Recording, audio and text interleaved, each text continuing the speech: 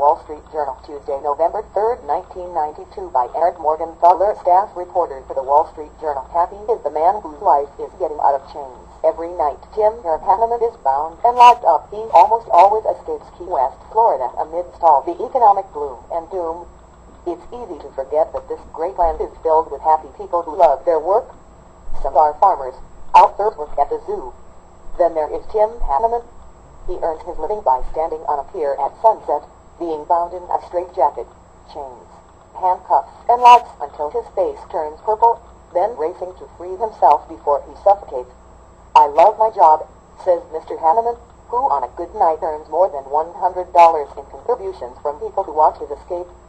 He usually affects it in about 12 minutes, though his best time is 12 seconds and his worst an hour and 50 minutes.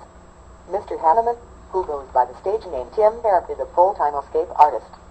He has been doing escapes as a street performer for 25 or so of his 47 years, the last 8 as a regular at the nightly sunset celebration on the pier at Mallory Square, one of the top tourist attractions in this tourist town. He prides himself on doing his escapes without tricks and within full view of the audience. A proud record, Mr. Hanneman says that in his career he has failed to free himself only 23 times and stresses that only a couple of those were that I gave up. He explains the outburst. I passed out a war-torn muscle or had out there problems like that. Some find that an odd way to spend a life. We sometimes call him Peter Pan in bondage, quips Harry Powell, who as pier manager referees the sunset goings on.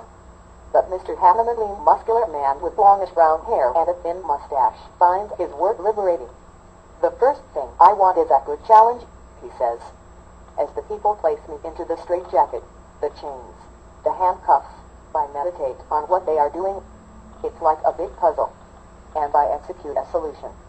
One of his riskiest escapes involves being bound in the usual fashion, then chained to a chair.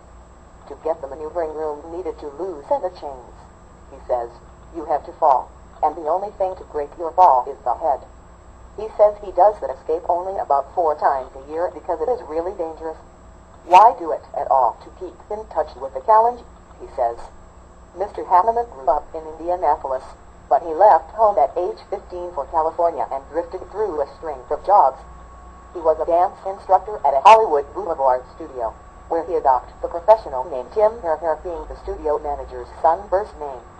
He quit for the Hollywood Wax Museum, where his job was to scare visitors in a horror chamber by pretending to be a wax figure, then moving.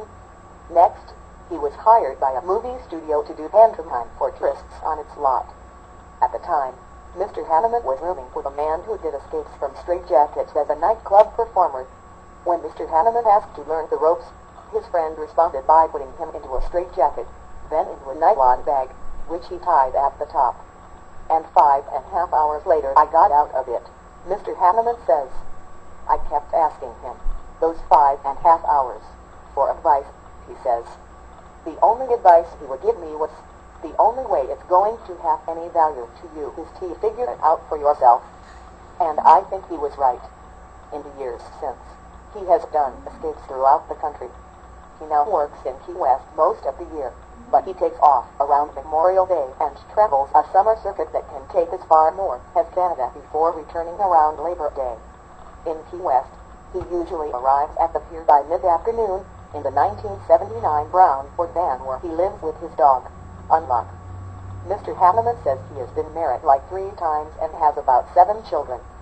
After the drawing in which pier positions are assigned to the 15 or so performers, regulars range from a bagpiper to a juggler to a trained cat act. Mr. Hanneman begins to set up.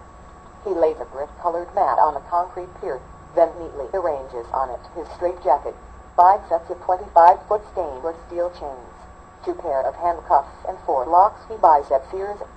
He also sets out a pail for contributions. About half an hour before sunset, he blows the whistle, shouts "Showtime" over here into his handheld microphone, and starts to draw a crowd from the hundreds of people strolling the pier. Neighboring performers don't always take kindly to him. On a recent evening, the sword swallower was innocent because he felt Mr. Hanneman, who had the space next to him, was stealing his audience. And a tarot card reader groused that Mr. Hanneman's sound system was round about everyone else. Tim is probably the most consistently disruptive person on the pier, known for eccentric people, says Mr. Powell, the pier manager. Mr. Hanneman denies that and accuses authorities such as Mr. Powell of hassling him. Once a crowd has gathered, Mr. Hanneman calls for 2 volunteers. He has them bind him in a straitjacket, then the chains. He has them start the first 2 chains around his neck, the third midway around his body, and the fourth anywhere they want. Don't be afraid, pull as tight as you want, Mr. Hanneman tells them, though he asks for enough room to fit a little finger between his neck and the chains. Lack of oxygen is not to be used as a restraint, he says in laying out the rules beforehand. Paint is not to be used as a restraint. He also tells the audience where to find a set of keys, colored in case of trouble. The chains are tightened and secured with the handcuffs and locks. By the time the chaining process is completed, after maybe 25 minutes, Mr. Hanneman's face is purple shading toward black. He stares straight ahead, trance-like. Watching Mr. Hanneman free himself is rather like watching water boil. At first there's not a lot to see. It is clear he is straining tremendously, but he loosens his bonds, slowly twisting and shaking, shrugging and jerking, sinking to his knees, rolling on his side. As chains visibly loosen or fall off, the audience often applauds or cheers. Mr. Hanneman says there's no one secret of his success. It's hard work. He says but breath control, muscle control, and meditation are very important. I totally relax, he says. I meditate. Everything is designed for you to fight against it, the straitjacket, the chains, the handcuffs. I do the opposite. He says escape skills can be taught, but it would be difficult for people to pick them up on their own. Experience helps, too. Once you learn how to escape from a pair of handcuffs, they are all the same, Mr. Hanneman says. You can pick the pair of handcuffs in 2 seconds. Among Mr. Hanneman's near-term goals is to do his escape while strapped to a piece of chain-link fence, which would be suspended and revolve like a wheel. For the longer term, he hopes to earn enough to escape underwater beneath the canopy of burning oil. People tell me that's impossible, he says. But everything I do is supposed to be impossible. An article